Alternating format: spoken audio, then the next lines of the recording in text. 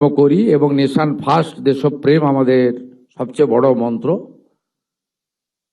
সেই মন্ত্র নিয়ে আমরা প্রধানমন্ত্রীজির এই কার্যক্রমে ভারত সরকারের এই কার্যক্রমে আমরা যুক্ত হচ্ছি প্রথমবার। তাই সাংবাদিক সম্মেলনে আমরা এর ডিটেলস জানাতে চাই।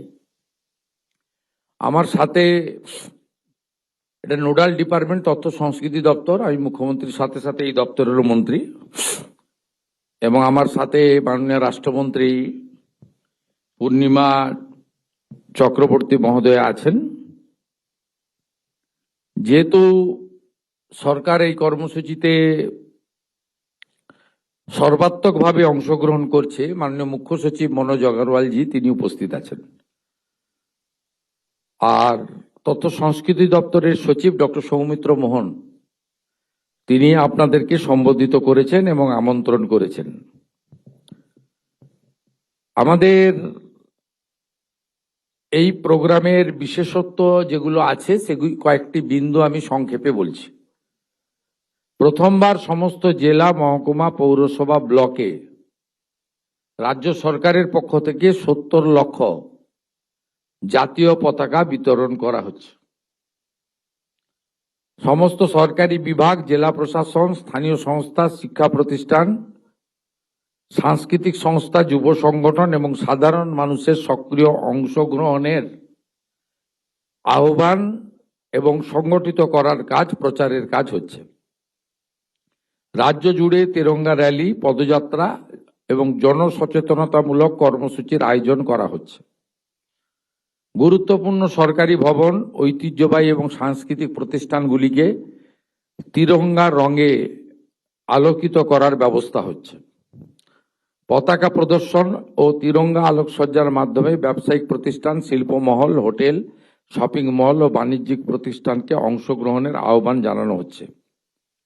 দেশাত্মবোধক গান, প্রবন্ধ, কুইজ ও বসে আঁকো প্রতিযোগিতা, সচেতনতামূলক র্যালি, স্বাধীনতা আন্দোলন নিয়ে আলোচনা সহ দেশাত্মবোধক ও সাংস্কৃতিক কর্মসূচির আয়োজন করা হচ্ছে। সংবাদপত্র, electronic media, social media, digital প্ল্যাটফর্মে এ সংক্রান্ত ব্যাপক প্রচার হর ঘর তেরঙ্গা করার ব্যবস্থা হচ্ছে। কেন্দ্রীয়ভাবে পশ্চিমবঙ্গ সরকারের পক্ষ থেকে কলকাতাতে 10ই আগস্ট 2026 দুপুর 3টায় নেতাজি মূর্তির পাদদেশ থেকে বিশাল তেরঙ্গা র্যালির ব্যবস্থা করা হয়েছে, যেখানে সরকারি দপ্তর, রাষ্ট্রবাদী জাতীয়তাবাদী নাগরিক এবং সর্বস্তরের জনগণকে উপস্থিত থাকার জন্য আবেদন করা হচ্ছে আপনাদের মাধ্যমে। এই কর্মসূচিতে আমি সহ আমার মন্ত্রিসভার সমস্ত সদস্যগণ এবং মুখ্য সচিব সহ সমস্ত আধিকারিক বৃন্দ অংশগ্রহণ করছেন। এই কর্মসূচিতে আমরা আশা করছি অন্তত 50,000-এর কাছাকাছি মানুষ অংশগ্রহণ করবেন। ইতিমধ্যে 30,000-এর বেশি মানুষ অংশগ্রহণের জন্য তাদের আগ্রহ প্রকাশ করেছেন। আমাদের 22টা জেলা, কলকাতা পৌরসভা, 7টি পৌর কর্পোরেশন, 46টি মহকুমা, 342টি ব্লক, 121টি পুরসভাতে এই কর্মসূচির জন্য আমাদের প্রয়োজনীয় ব্যবস্থা এবং মাননীয় মুখ্য সচিবের নির্দেশিত সার্কুলার পৌঁছে দেওয়ার ব্যবস্থা করা হয়েছে। আমি পরিশেষে এই প্রথমবার পশ্চিমবঙ্গ সরকার মাননীয় প্রধানমন্ত্রী এবং কেন্দ্রীয় সরকারের আহ্বানে হর ঘর তেরঙ্গা কর্মসূচিতে অংশগ্রহণের জন্য রাজ্যের সর্বস্তরের মানুষকে দলমত নির্বিশেষে অংশগ্রহণের আবেদন করছি। এর বাইরেও কলকাতার গুরুত্বপূর্ণ বিধানসভা ভবানীপুর কেন্দ্রের আমি বিধায়ক, ওখানে আগামীকাল 7 তারিখে সার্ভে বিল্ডিং থেকে হাজরা মোড় পর্যন্ত কয়েক হাজার মানুষের একটি তেরঙ্গা যাত্রার সূচনা হচ্ছে, যেটি বিধায়ক হিসেবে আমার উদ্যোগে,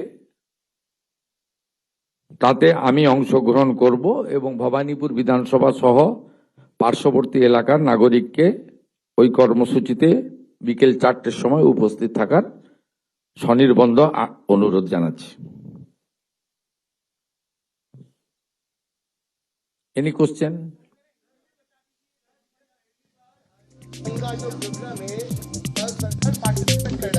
तो क्या खासियत रहेगा इस बार? देखिए, देश की सरकार की ओर से